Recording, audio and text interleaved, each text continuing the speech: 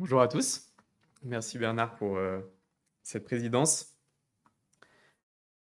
Imaginez, on s'approche de juin 2026, la Coupe du Monde approche et la Fédération internationale de football propose une nouvelle règle. L'équipe qui va remporter la Coupe ne sera pas celle qui va se qualifier et remporter la finale, mais cette fois ce sera l'équipe qui a la meilleure cohésion d'équipe. Et à votre avis, quels seraient les critères pour évaluer cette cohésion ? Du coup, on ne va pas calculer le nombre de buts marqués, on ne va pas regarder le nombre de matchs gagnés, pas le nombre de supporters, pas le nombre de followers sur les réseaux pour chaque équipe. Par contre, on aurait plutôt des critères comme l'entraide dans l'équipe, l'encouragement peut-être du coach, l'encouragement entre les joueurs. On regarderait peut-être la réaction des coéquipiers quand quelqu'un marque, quand quelqu'un rate aussi. Peut-être le nombre de passes avant un but ou l'ambiance dans le vestiaire. En tout cas, on se doute que l'attitude des joueurs sur le terrain changerait totalement. Et peut-être que la France aurait moins de chances de gagner aussi. On ne sait pas. Mais maintenant, si on évaluait la cohésion dans l'Église, si quelqu'un venait juger objectivement la cohésion, l'unité dans notre Église au Triolo, quels critères il utiliserait? Et je vous propose de lire Philippiens 2, versets 1 à 11.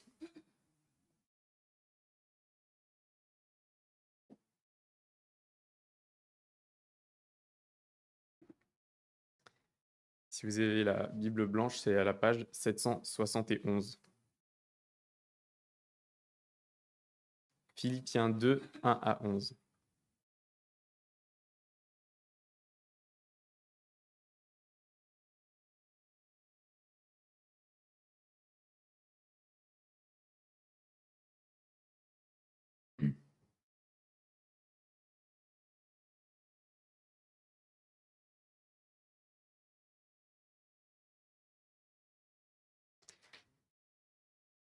S'il y a donc de l'encouragement en Christ, s'il y a de la consolation dans l'amour, s'il y a une communion de l'esprit, s'il y a de la tendresse et de la compassion, rendez ma joie parfaite en vivant en plein accord.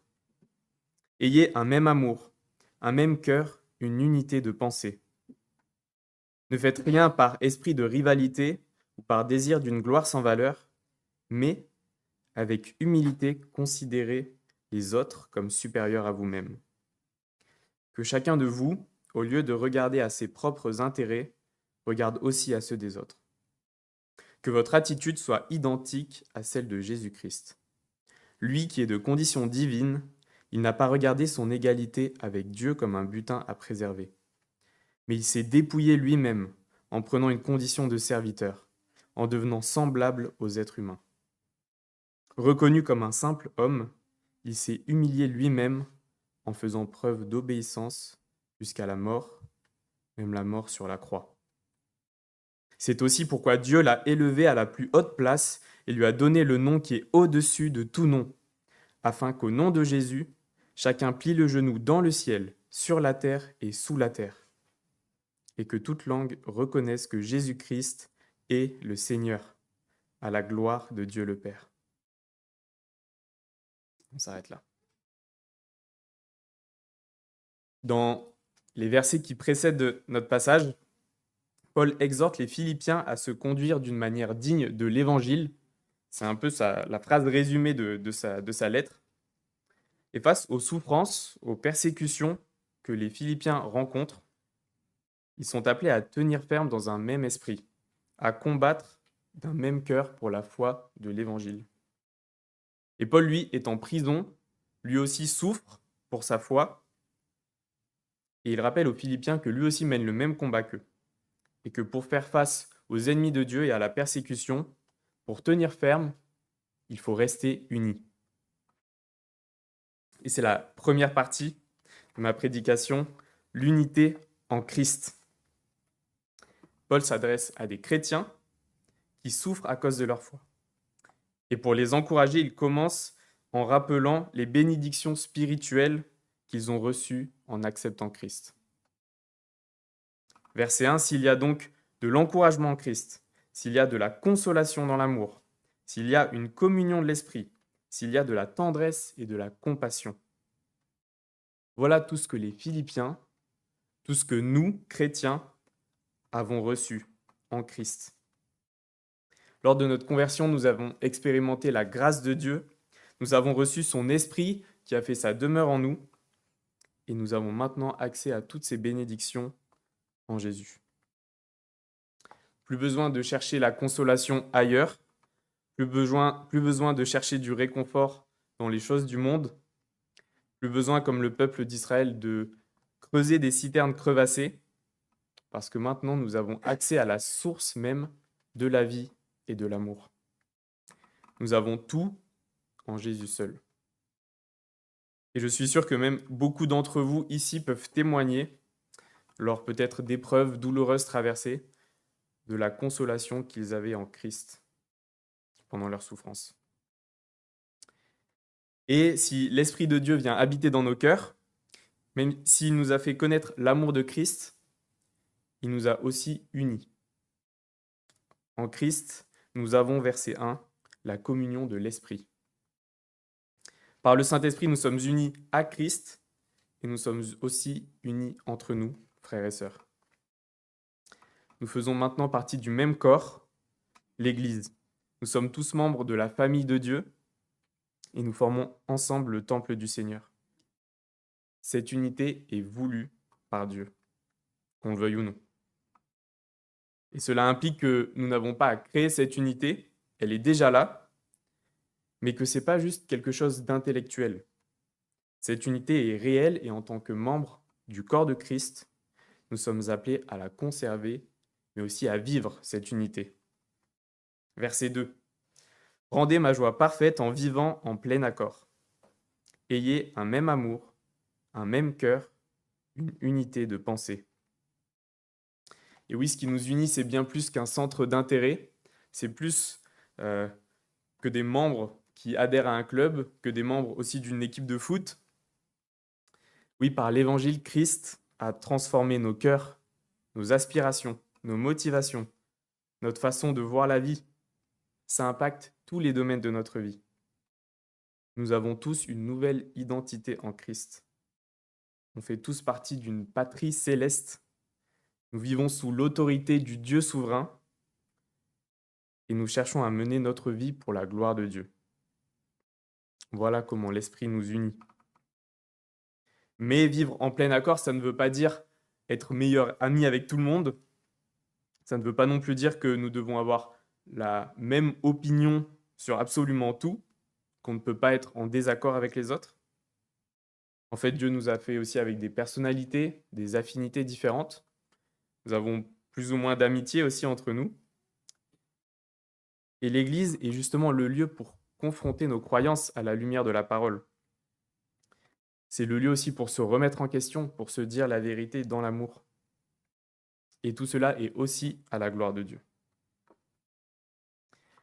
Mais par contre, cette unité signifie que les querelles, les divisions, le mépris, la rancune, les commérages n'ont pas leur place dans l'Église.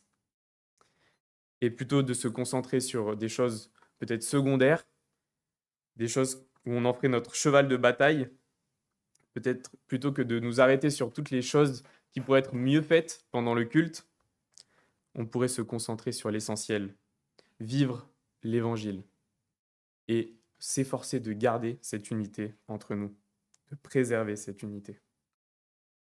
Mais alors, comment on fait pour préserver cette unité? Et c'est ma deuxième partie, l'humilité à l'exemple de Christ. Quel est l'obstacle qui nous empêche de vivre cette unité? Versets 3 et 4. Ne faites rien par esprit de rivalité ou par désir d'une gloire sans valeur, mais avec humilité, considérez les autres comme supérieurs à vous-même. Que chacun de vous, au lieu de regarder à ses propres intérêts, regarde aussi à ceux des autres. Réponse, quel est le problème? C'est nous-mêmes. Le grand problème de l'être humain, c'est son égoïsme, son orgueil.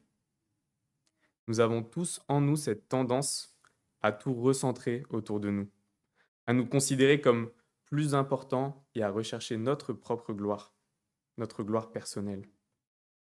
Et en fait, la Bible fait un diagnostic très clair sur notre problème. Dès Genèse 3, en fait, on voit que Adam et Ève ont mangé du fruit de l'arbre défendu parce qu'ils avaient cru au mensonge de Satan qui leur disait « Vous allez être comme Dieu ». Et même Jésus nous rappelle aussi dans Marc 7 que c'est de notre cœur que vient l'orgueil. En cherchant nos propres intérêts, notre propre gloire, ça affecte toutes nos relations, y compris dans l'Église. Je me montre impatient si les autres m'empêchent d'avancer. Je me mets en colère quand je suis contredit. Si on ne me donne pas assez de reconnaissance, je me sens en insécurité. Quand les autres ne font pas exactement ce que je voudrais, je les manipule. J'essaye d'être mon propre petit chef de mon monde. Et en fait, cette vision reflète aussi celle de notre monde. On est dans une société individualiste, tout est centré sur nous. La publicité, les réseaux, tout nous pousse à consommer pour satisfaire nos soi-disant besoins. On entend des discours comme quoi il faut apprendre à s'aimer soi-même avant d'aimer les autres. On doit faire du développement personnel pour trouver qui nous sommes intérieurement, pour pouvoir vraiment nous épanouir pleinement. On cherche à se libérer du plus de contraintes possibles, parfois y compris même de nos enfants, pour avoir plus de temps pour nous, pour nos loisirs, pour notre divertissement. Et si ton entourage t'empêche d'accomplir ton but dans la vie, s'il représente un obstacle à ton bonheur, il faut vraiment t'en séparer. Et face à cette obsession autour de notre propre personne, Paul, dans les mêmes versets, nous donne la solution pour vivre l'unité. Et je pense que vous l'avez vu, c'est l'humilité. Je vais relire. Mais avec humilité, considérez les autres comme supérieurs à vous-même. Que chacun de vous, au lieu de regarder à ses propres intérêts, regarde aussi à ceux des autres. Oui, on a besoin d'un changement de croyance. L'humilité passe par le fait de reconnaître que c'est Dieu qui est au centre, que nous ne sommes pas le personnage principal de notre histoire. Ce qui compte, ce n'est pas notre gloire, mais c'est celle de Dieu. Et plutôt que de rechercher l'indépendance, l'autonomie vis-à-vis de Dieu, on doit plutôt reconnaître notre suffisance et notre besoin, notre dépendance à Dieu. Et plutôt que de trouver notre valeur dans le regard des autres, nous pouvons trouver notre valeur dans l'identité en Christ. Et si nous disons que nous aimons Dieu, alors nous devons aussi aimer notre prochain qui est créé à son image. En fait, on doit se repentir quotidiennement de nos comportements égoïstes et des mensonges que nous croyons, que nous alimentons et qui nous font croire que nous sommes au centre. Mais l'humilité dont parle Paul ici, ce n'est pas juste un simple sentiment de modestie. Des fois, on pense à quelqu'un d'humble et on se dit « Ah, c'est quelqu'un qui ne se met pas trop en avant, qui ne se la raconte pas, qui est plutôt réservé, il ne parle pas trop de lui. » Mais là, Paul va plus loin. L'humilité, ce n'est pas des choses à ne pas faire, c'est quelque chose qui se vit et qui se traduit en actes. Et pour cela, Paul nous montre l'exemple parfait à suivre, verset 5. Que votre attitude soit identique à celle de Jésus-Christ. Christ est l'exemple suprême à suivre pour vivre une vie d'humilité.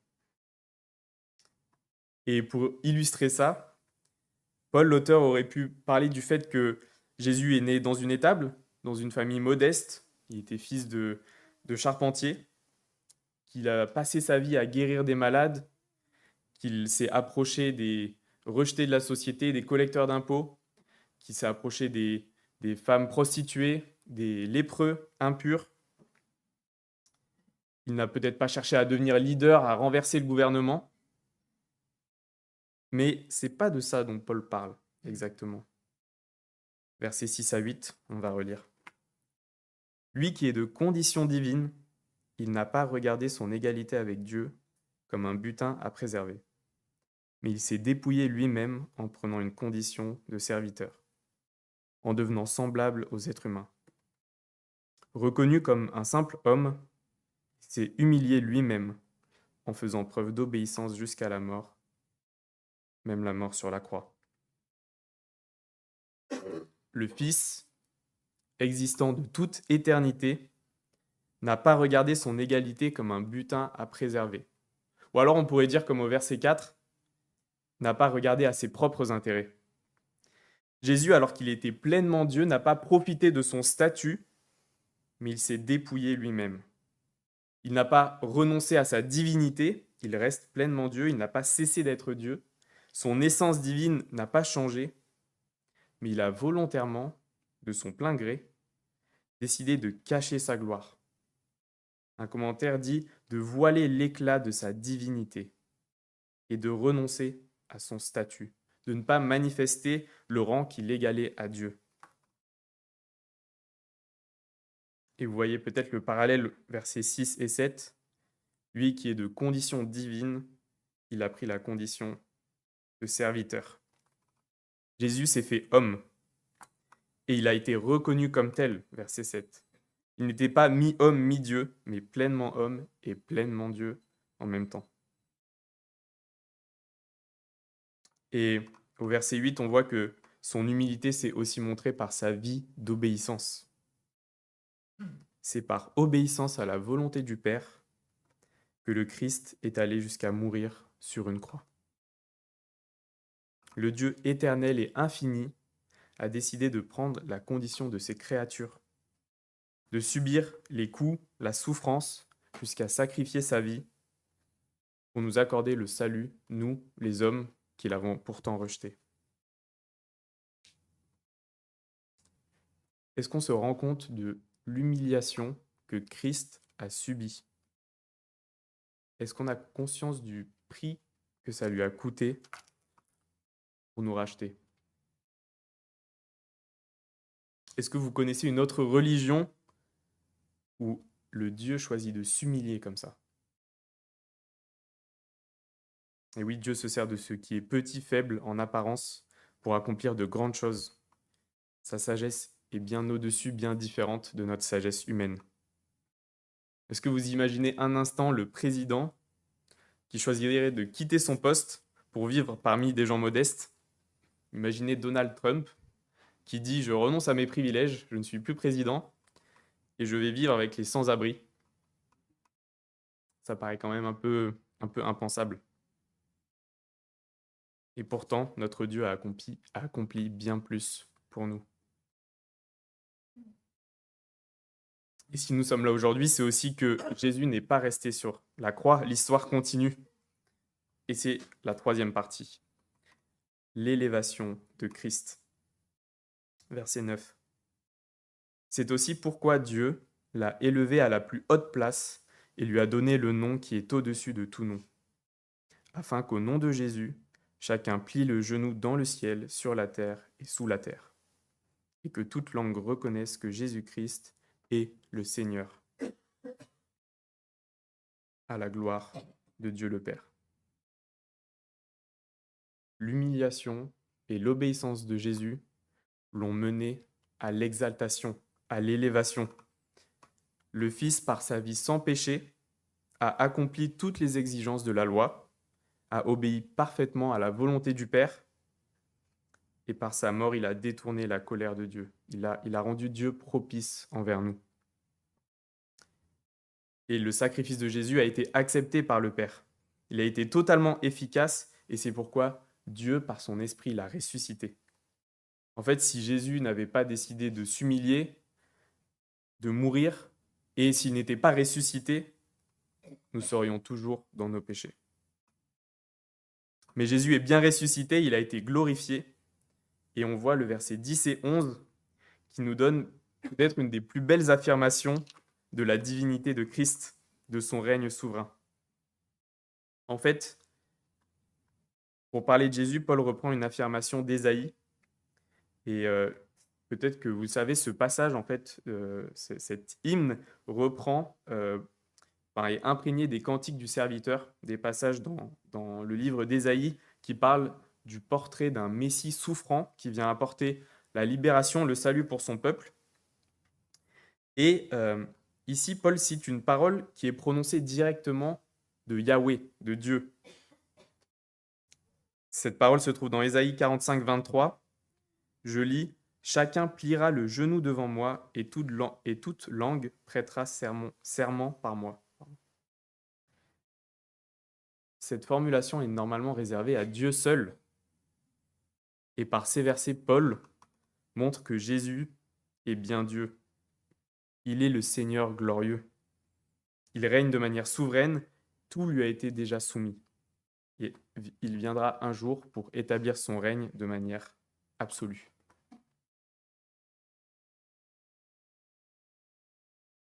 Et regardez aussi les tout derniers mots du verset 11. Il nous montre la relation entre le Père et le Fils au sein de la Trinité. L'élévation de Christ est à la gloire du Père. Le Fils s'est donné afin que le Père soit glorifié, pas pour sa gloire personnelle, mais pour révéler la gloire du Père. Et on voit ici peut-être le contraste avec la gloire sans valeur que les hommes peuvent chercher du verset 3. Il n'y a que Dieu qui mérite la gloire et l'adoration. Mais cette élévation de Christ est aussi pour nous chrétiens un gage de notre espérance. Au retour de Jésus et en vertu de son œuvre qui a été portée à notre compte par la foi, nous ressusciterons aussi dans des corps glorifiés. Nous serons aussi dans la présence du Seigneur et nous prendrons part à la gloire du Seigneur, car Dieu sera tout en tous. Quelle merveilleuse espérance nous avons en Jésus. Alors soyons reconnaissants pour son œuvre et adorons celui qui règne au-dessus de tout, le seul Seigneur digne de louange, et attachons-nous à cette espérance de pouvoir un jour le voir face à face. Et peut-être pour les personnes ici qui ne se considèrent pas comme chrétiens, qui ne connaissent pas ce Dieu dont la Bible parle, dont on parle ce matin, je ne sais pas quelle est votre vision de lui. Peut-être que vous avez une image d'un Dieu qui est lointain, qui ne se préoccupe pas vraiment du monde. Vous voyez peut-être le monde partir dans tous les sens et vous vous dites, s'il y a un Dieu, pourquoi il n'intervient pas? Ou alors vous voyez votre vie et vous ne comprenez pas pourquoi vous souffrez, pourquoi vous traversez autant d'épreuves, et là encore vous dites, mais s'il y a un Dieu, où est-ce qu'il est? Eh bien, ce passage nous montre que oui, Dieu se préoccupe de vous. Il vous aime au point qu'il est venu sur terre et s'est sacrifié pour prendre à votre place la condamnation de vos fautes. Et en lui, nous avons la vie. Jésus est vraiment intervenu dans notre monde. Mais il est venu régler le plus gros problème de l'homme, son péché. C'est notre péché qui nous séparait de lui et que Jésus a effacé à la croix pour rétablir notre relation avec lui. Et oui, il n'est pas encore venu éradiquer le mal, nous sauver de toutes nos souffrances, mais la Bible nous dit qu'il fait preuve de patience envers nous, ne voulant qu'aucun ne périsse, mais que tous parviennent à la repentance. Et alors pour les chrétiens de l'Église du Triolo. Ce passage nous donne la clé pour vivre l'unité dans l'Église, qui est l'humilité en action. L'humilité qui doit se vivre non pas pour accéder au salut, mais qui se vit en vertu de l'œuvre accomplie par Jésus et de toutes les bénédictions spirituelles que nous avons reçues en lui. Paul nous appelle à avoir la même pensée que Christ, à ce que notre vie reflète entièrement le comportement de Christ. Voyons l'incarnation de Jésus, le fait qu'il soit devenu homme, comme un ministère pour notre vie. Voyons l'incarnation de Christ comme un ministère pour notre vie. Ce n'est pas juste un exemple lointain, impossible à atteindre, mais c'est un modèle parfait de l'attitude que nous devons cultiver quotidiennement. La vie du chrétien est une vie de service, où notre intérêt passe après ceux des autres, et où nous ne cherchons pas notre gloire, mais celle de Dieu. Il n'y a pas besoin d'avoir un don de service, un don d'hospitalité pour ça. Tout le monde est appelé à cela. Et alors, en ce début d'année, quels sont vos objectifs? Quelles sont vos résolutions que vous êtes fixées pour cette année? Peut-être tu as décidé de prendre plus de temps pour toi. Peut-être que tu as pris la résolution de te mettre au sport, de voyager plus pour profiter.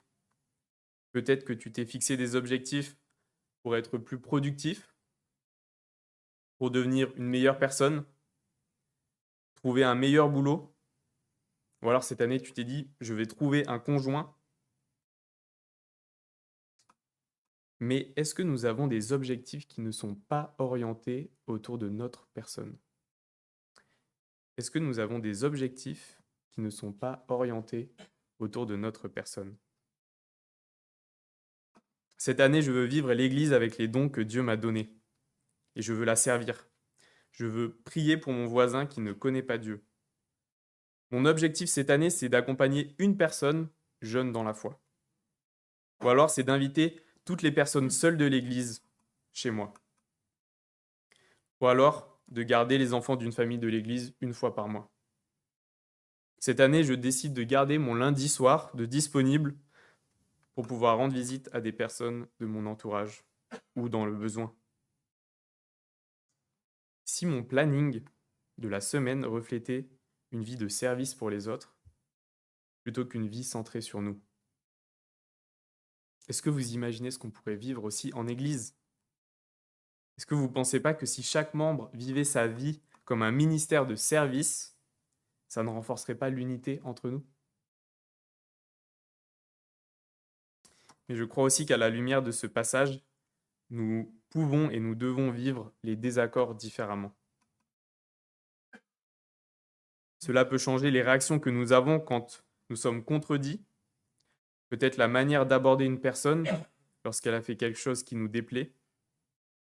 Si vraiment la gloire de Dieu est notre préoccupation, si elle est plus importante que notre propre gloire, alors faisons tout pour préserver l'Église de disputes, de combats d'ego, mais à la place, faisons-nous serviteurs. Et oui, cela implique que nous soyons aussi prêts à souffrir pour notre foi comme Christ l'a fait pour nous. Et je vais finir avec 2 versets qui sont à la suite de notre passage, au versets 17 et 18.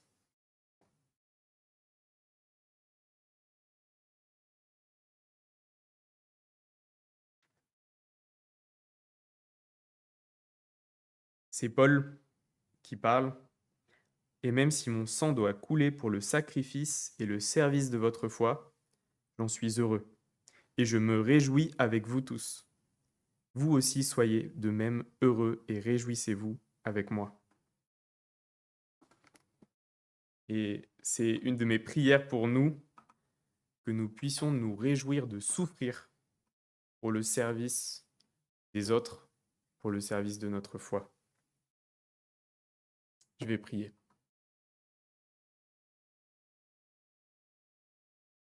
Seigneur, merci pour ton œuvre à la croix, merci pour l'humiliation que tu as subie. Merci d'avoir quitté ta gloire dans ton ciel pour te faire serviteur pour nous. Et Seigneur, je te prie pour nous ce matin que nous puissions avoir cette pensée qui était en Christ, que nous puissions avoir une vie de service pour les autres, une vie qui se décentre de nous-mêmes et qui regarde aux besoins, aux intérêts des autres et à la gloire de Dieu. Je te prie que tu nous aides par ton esprit à poursuivre ce but, à nous montrer les domaines dans nos vies que nous pouvons changer, comment nous pouvons avoir de la joie à te servir plutôt que de servir nous-mêmes. En ton nom, amen.